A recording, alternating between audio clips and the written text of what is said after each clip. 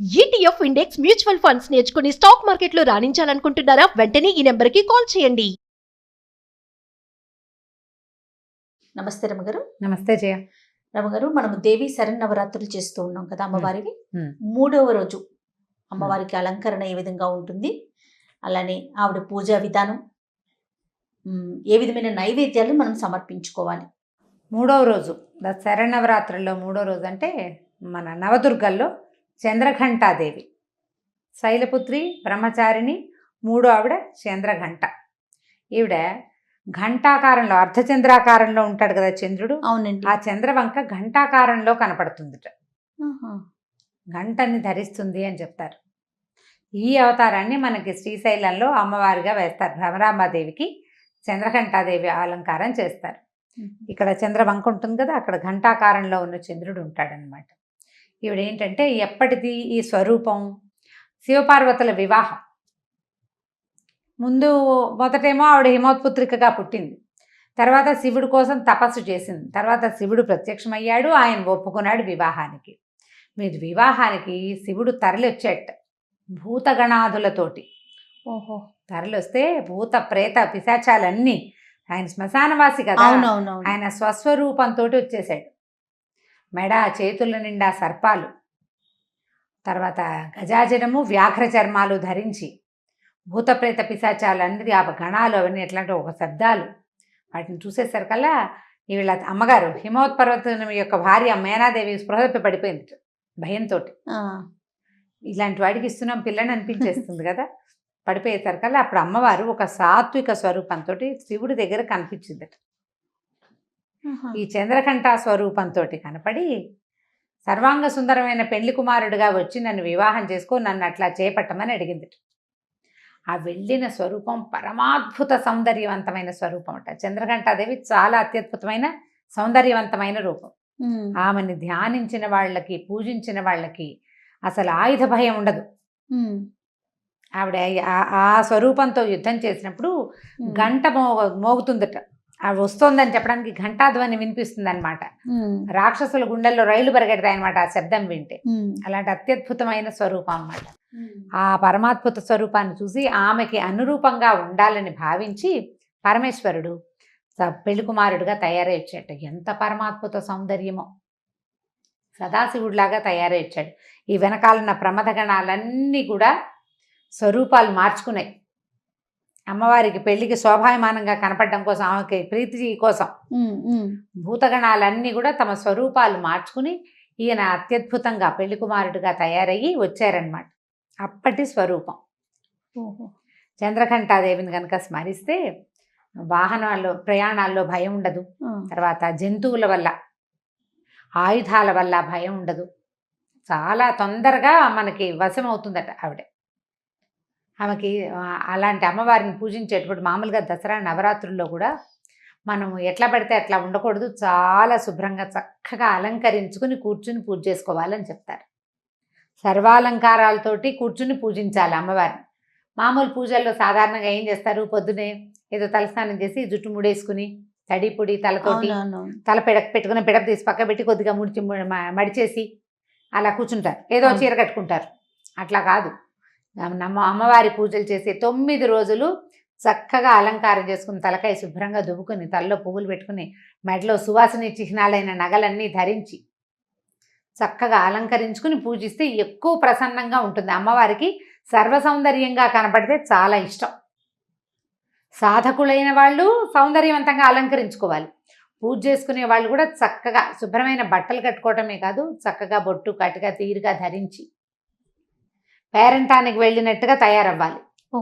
అట్లా కూర్చుని పూజ చేసుకోవాలన్నమాట. చంద్రఘంటాదేవికి అటువంటి అలంకారాలు ఇష్టమట. అయితే ఇప్పుడు మనకి విజయవాడలో ఏంటంటే ఈరోజు గాయత్రి మాత స్వరూపంలో అమ్మవారిని అలంకరిస్తారు. గాయత్రి మాత అంటే 5 ముఖాలు ఉంటాయి. గాయత్రి మంత్రాధిష్టాన దేవత. అమ్మవారి యొక్క స్వరూపము అని చెప్పడానికి వీల్లేదు. సూర్యమండలాంతర్వర్తిగా ఉండేటువంటి శక్తి ఆవిడ. 5 ముఖాలు ఉంటాయి. ముక్తా విద్రుమ హేమనీల ధవళ ఛాయలు అని చెప్తారు. ముత్యపు రంగు, పగడపు రంగు, బంగారపు రంగు, నీలము, ధవళము, తెలుపు, ఈ 5 రంగుల్లో 5 ముఖాలు ఉంటాయి. పంచముఖంగా ఉంటుంది. ఈ గాయత్రి యొక్క మంత్రం 24 అక్షరాలు ఉంటాయి. ప్రతి అక్షరానికి ఒక్కొక్క దేవత ఉంటారట. 24 మంది దేవతల యొక్క శక్తి ఈ మన గాయత్రి యొక్క మంత్రం. సాధారణంగా చెప్తారు, నా గాయత్రి పరో మంత్ర నమాతు పరదైవతం అని. గాయత్రిని మించిన మంత్రమే లేదు, అమ్మని మించిన దైవం లేదు. గాయత్రి మహామంత్రం. అంటే ఎవరికైతే గాయత్రి ఉపదేశం ఉంటుందో వాళ్ళు గాయత్రి చేయకుండా ఏం చేసినా ఫలితం ఉండదు. ఒట్టి గాయత్రి చేసుకున్నా కూడా పరమాద్భుతమైన ఫలితాలు లభిస్తాయి. గాయత్రి మంత్రం సంధ్యోపాసన చేసేటప్పుడు చెప్తారు, యదహనాత్ కురుతే పాపం తదహనాత్ పరిముచ్యతే అంటారు. ఏ రోజు చేస్తే పాపం ఆ రోజే పోతుంది. గాయత్రి చేసేవాడికి పగలు చేసిన పాపం పగలు, రాత్రి చేసిన పాపం యద్రాత్ర్యాత్ కురుతే పాపం అని చెప్తారు. రాత్రిపూట చేయబడిన పాపం రాత్రే పోతుంది. గాయత్రి ఉపాసన చేసేవాడికి అంత అమోఘంగా ఉంటుంది. అయితే అందరికీ గాయత్రి మంత్రం ఉపాసన ఉండదు కదా.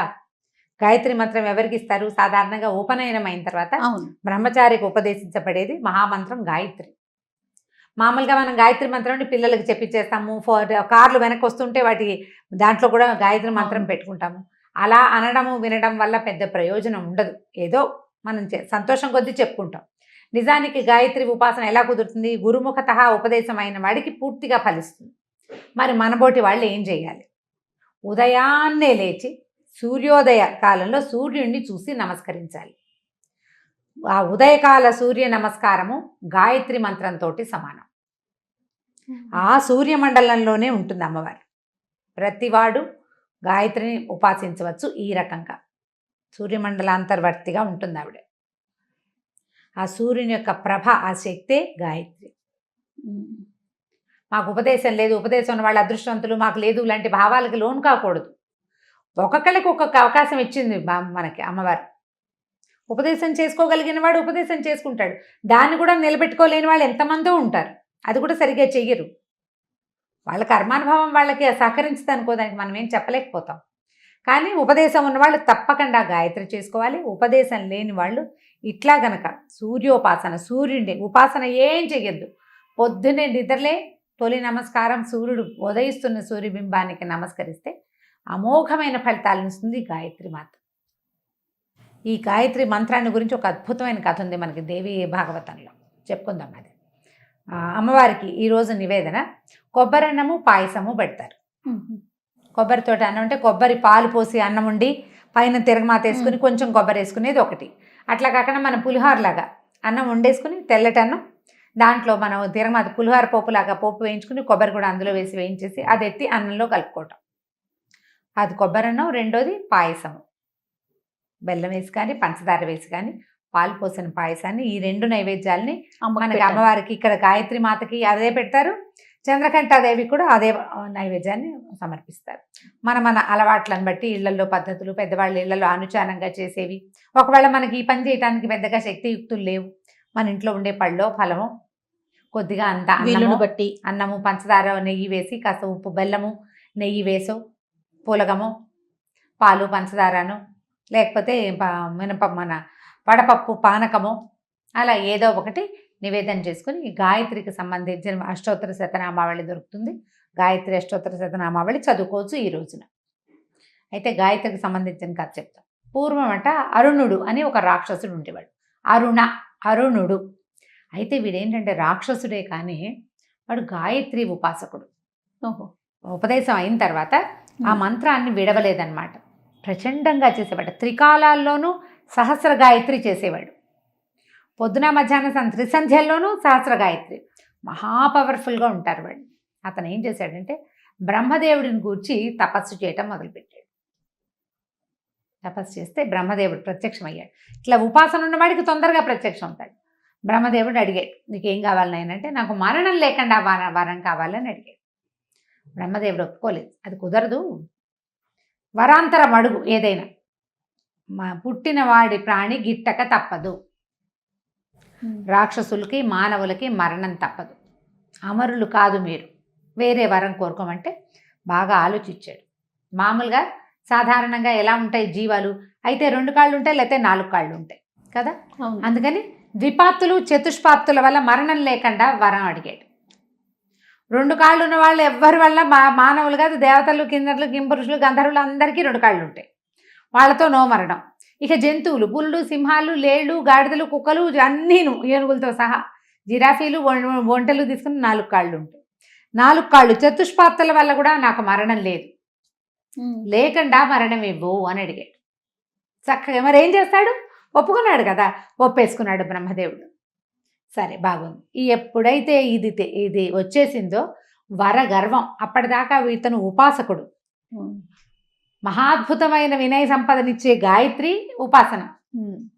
అక్కడి నుంచి బ్రహ్మదేవుడి కోసం చేసిన ఇన్ని వేల సంవత్సరాల తపస్సు. సాధారణంగా ఏంటంటే ఎవరికైనా కూడా ఇక్కడ మనమే ఉన్నాము అన్న భావన రాగానే వాళ్ళు ఇంకా ఆగలేకపోతారు. అవును అవును. వరగర్వం అప్పటికి ఇప్పటికీ అదే ఉంది జయ, ఏం మార్పు లేదు. అవును రమ్మగారు. మనం పైకి వెళ్ళాము అని అనంగా అనుకోగానే వీడి కొమ్ములు వచ్చేస్తాయి. అందులో మనుషులు, రాక్షసులు ఎవ్వరూ అతీతులు కాదు ఆ భావాలకి. ఇప్పుడు ఈ రోజుల్లో అయితే మరీ ఇంత వస్తే చాలు చాలు. అది ఎప్పుడూ ఉంది. వీళ్ళు ఇంతంత తపస్సులు చేసి వాళ్ళకి మనకు అంత ఏం అక్కర్లేదు, కొద్దిగా 10 రూపాయలు చేతికి అందితే చాలు వచ్చేస్తుంది మనకి. కాస్త మంచి పేరు వస్తే చాలు. నిలబెట్టుకోలేకపోతారు. ఆ యాటిట్యూడ్ని పోగొట్టుకోవటమే చాలా కష్టం చేయాలి. దాన్ని దాటలేకపోతారు. అది దాటేరా మహానుభావులైపోతారు వాళ్ళు. రాక్షసులు కూడా కొద్ది మంది దాన్ని దాటిన వాళ్ళు ఉన్నారు. ఇంత వరం లభించినా కూడా దాన్ని ఆ గొప్పని అణిచి భగవత్ సాన్నిధ్యాన్ని కోరుకున్న వాళ్ళు కొంతమంది ఉన్నారు. కొంతమంది కనపడతారు, సాధారణంగా కనిపించరు.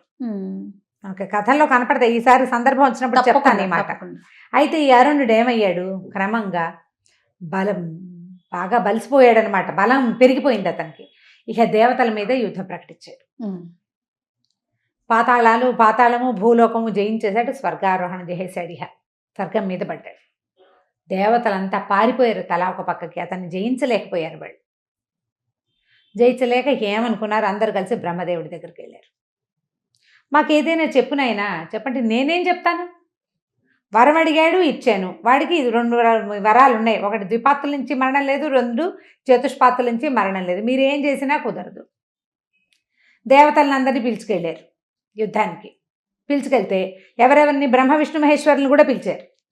అందరూ యుద్ధం చేశారు, ఎవరు ఏమీ చేయలేకపోయారు. వాడిని వాళ్ళ వల్ల కాలేదు. అంతే కదా. ఈ వెధ యుద్ధం మేము చేయము, మీ చావు మీరు చావండి, మా ఇళ్ళకి ఎవరు రారు కదా అని 3 కాస్త వెళ్ళిపోయారు. వాడు వెళ్ళిపోయారు. బ్రహ్మదేవుడు ఆయన లోకానికి వెళ్ళిపోయాడు. అది ఎవరికీ కనపడదు. ఏ రాక్షసుడు బ్రహ్మదేవుడి మీద యుద్ధానికి వెళ్ళడు. తాతయ్య వరాలు ఇవ్వాల్సిన వాడు, అంతే. పోట్టాడగలడు, యుద్ధానికి వెళ్ళడు. అక్కడి నుంచి పరమేశ్వరుడు రాక్షసులకేమో పరమదైవతం శివుడే కాబట్టి ఆయన జోలికి ఎవరు వెళ్ళరు. ఆయన దగ్గర నుంచి లాక్కునేందుకు ఏముంది? అదే కదా, ఏమీ లేదు. ఇక మిగిలిన వాడు 3వ వాడు హరి, శ్రీ మహావిష్ణువు. ఆయన హరిహరాదులకు ఎవరికి కనపడ్డు. తనకు కూడా తను కనిపించకుండా ఉంటాడు. రాక్షసులకి కనపడ్డు. వాళ్ళు ఆయన పట్టుకోలేరు. ఆయన ఎక్కడ ఉంటాడో తెలియదు. ఎందుకంటే ఆయన సర్వాంతర్యామి. ఒక ప్లేసు అని లేదు. వీళ్ళు 3 కాస్త వెళ్ళిపోయారు. వీళ్ళు మేమేం చేయలేము అని. ఈ దేవతలంతా బతిమలాడారు బ్రహ్మని. ఏదైనా ఉపాయం చెప్పంటే బ్రహ్మదేవుడు చెప్పాడు, కాదు పరాశక్తిని అడుగుదాం. వీళ్ళు 3 వెళ్ళిపోయారు. ఎవరి వల్ల వీళ్ళు 3 పుట్టారో వాళ్ళేమో వెళ్ళిపోయారు. ఇప్పుడు మనకు ఎవరు చెప్పగలరు దీనికి సమాధానం?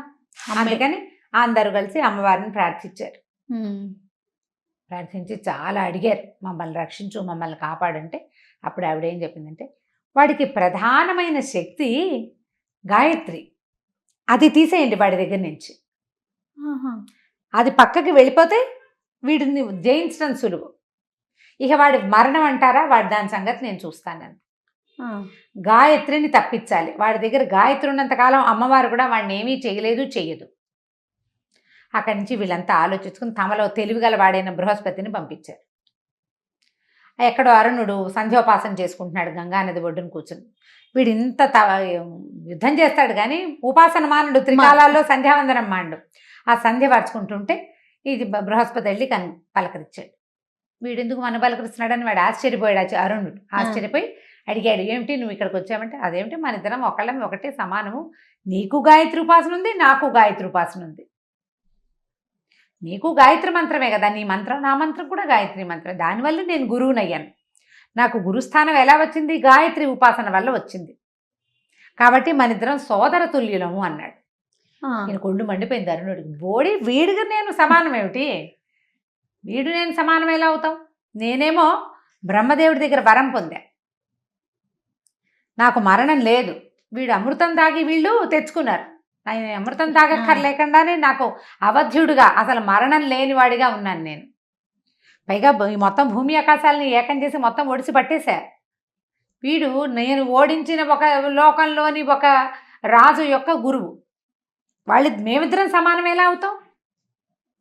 మమ్మల్ని ఇద్దరిని సమానంగా చేస్తున్నది ఏది? గాయత్రి. మానేస్తాను నేనని మానేశాడు. ఓరిని పిచ్చోడు. మానేశాడు. మనిద్దరి వాడితో నన్ను సమానం చేసేటువంటి క్రియ ఏదైతే ఉందో అది నేను చెయ్యను. వాడితో మానిపించాలి గాని తెలివితేటలు. నేను చేసేది నువ్వు చేయడానికి వీలేదు, నోరు మూసుకో అని అనాల్సింది. అనలేదు. అనలా. అహంకారం తలకెక్కితే అన్ని వాళ్ళ ఆలోచనలే కరెక్ట్ అనిపిస్తాయి. అదే కదా. తలకి పొగరు ఎక్కిన వాడికి తను ఏది ఆలోచిస్తే అదే కరెక్ట్ అంతే. దెబ్బకి గాయత్రి ఉపాసన మానేశాడు. ఉపాసన మానేసరికల్లా బలం తగ్గిపోయింది. బృహస్పతి భలే తెలివిగా చేశాడు. అక్కడి నుంచి ఏమైంది? దేవతలు యుద్ధం ప్రకటించారు. నీ మీదకి మేము వస్తున్నామని. వీళ్ళు నన్నేం చేస్తారు? నాకు ఎలాగో మరణం లేదు, నేను గాయత్రి మానేశానన్న భయం లేదు వాడికి. జయించేశానన్న బాధ, ఆ ధైర్యంతో ఉన్నాడు. అక్కడి నుంచి ఏమైంది? వీళ్ళకి దీనికి సహాయంగా అమ్మవారు వచ్చింది. అమ్మవారు వచ్చి నిలబడేసరికల్లా ఆమె ఇట్లా కళ్ళు మూసుకుని ఒక్కసారి కళ్ళు తెరిచేసరికి కొన్ని వేల భ్రమరాలు పుట్టుకొచ్చినాయట. భ్రమరం అంటే తుమ్మెద. షట్పది అంటారు దాన్ని. షట్పది అంటే 6 కాళ్ళు ఉంటాయి దానికి. ద్విపాత్తు కాదు, చతుష్పాత్తు కాదు, షట్పాత్తు. ఇది 6 కాళ్ళు ఉంటాయి దానికి. ఇట్లా ఉంటాయి కాళ్ళు. అవునవునవునండి. ఈ 6 పాదాలు ఉన్నటువంటి కొన్ని లక్షల తుమ్మెదలు అమ్మవారి చెవుల నుంచి పుట్టినాయి. భ్రామరీ శక్తి. ఆ ఒక్కసారి ఆ తుమ్మెదలన్నీ కలిసి ఈ వీడి మీద పడిపోయినాయి. ఈ మొత్తం సైన్యంలో ఉన్న వాళ్ళందరినీ నెత్తురు పీల్చేసినాయి అవి. అతనికి సంధ్యోపాసన ఉండుంటే అతని దగ్గరికి వెళ్ళేవి కాదు. అది ఎందుకంటే సంధ్య ఉపాసన చేసేటప్పుడు అంటారు. ఓం అనుకుని చూడండి నోట్లో. అవునవును. అనుకోగానే మనకి లోపలంతా తిమ్మిరి ఈ చెవుల్లో వినపడుతుంటుంది, బ్రెయిన్లోకి వెళ్ళిపోతుంది. ఓంకారము భ్రామరీ నాదం. భ్రమర నాదం ఎలా ఉంటుందంటే, ఓంకార నాదం మన లోపల భాగాల్లో ఏ వినపడుతుంది అని వినిపిస్తుంది, ఆ శబ్దం భ్రమరనాదం. ఈ వీటిని జయించగలిగే నాదం అతనిలో ఉంది. దాన్ని చెడగొట్టేసుకున్నాడు. దాంతో ఇవన్నీ వెళ్ళి అతని మీద పడ్డాయి. ఒక్క దెబ్బకి మొత్తం సైన్యం అంతా తల్లకిందులైపోయింది. అతను ఈ చతుష్పాత్తుల కాదు, ఈ షట్పాత్తుల యొక్క దాడికి మరణించాడు. అతను కోరుకున్నాడు అంతే. ఆ కోరుకున్న మరణంతో అప్పటి నుంచి అమ్మవారికి భ్రామరిగా పేరు పడింది. ఆమె యొక్క రూపమే భ్రమరాంబ. మనకి లోపల నాదించేటువంటి శక్తి. మనం ఊపిరి తీసుకుంటాం, కళ్ళు మూసుకుని ఊపిరిని లయబద్ధంగా ఊపిరి తీస్తుంటే లోపల ఒక శబ్దం వస్తుంది సన్నటి. ఆ శబ్దమే భ్రమరనాదం. అప్పటి నుంచి ఆ అమ్మవారిని భ్రామరిగా తెలుసుకున్నారు ప్రజలు. ఆమె దగ్గర ఇలాంటి శక్తులు ఉన్నాయి. ఈ శక్తితోటి వాడిని సంహరించింది. దేవదానవులంతా దేవదుందువులు మోగిన దేవతలంతా పుష్పవృష్టి కురిపించారు. అమ్మవారు మణిద్వీపానికి తిరిగి వెళ్ళిపోయింది. ఎంతటి వాడైనా సరే ఈ ఆద్య శక్తికి లోబడవలసిందే. ఎంత తలకిందులైనా నువ్వు ఏం చేసినా ఎక్కడో ఒక చోట నువ్వు ఆ శక్తికి దొరికిపోతావు. అది తప్పదు. ఇంత తపస్సు చేసినా చివరికి వాడాలి మూర్ఖత్వంతో. ఇది కూడా మనకి దేవి భాగవతంలోనే చెప్పబడింది. ఇది ఒక కథ. ఎంత అద్భుతంగా ఉందో రమ్మగారు. అంటే వినే కొద్దీ వెళ్ళే కొద్దీ చూసారా కొత్త కొత్త విషయాలు, ఎన్ని ఆధ్యాత్మిక, ప్రతి అంశము ఒక కథే కదా రమ్మగారు. మనం మాట్లాడుకుంటూ గనక వెళ్తే ప్రతి ఘట్టంలో తెలుసుకోవాల్సిన విషయాలు ఒక కథ. అందులో మళ్ళీ మనం నేర్చుకోవాల్సిన విషయం. అవునండి, నేర్చుకోవాల్సిన విషయం చాలా ఉంటాయి. నమస్తే జయ.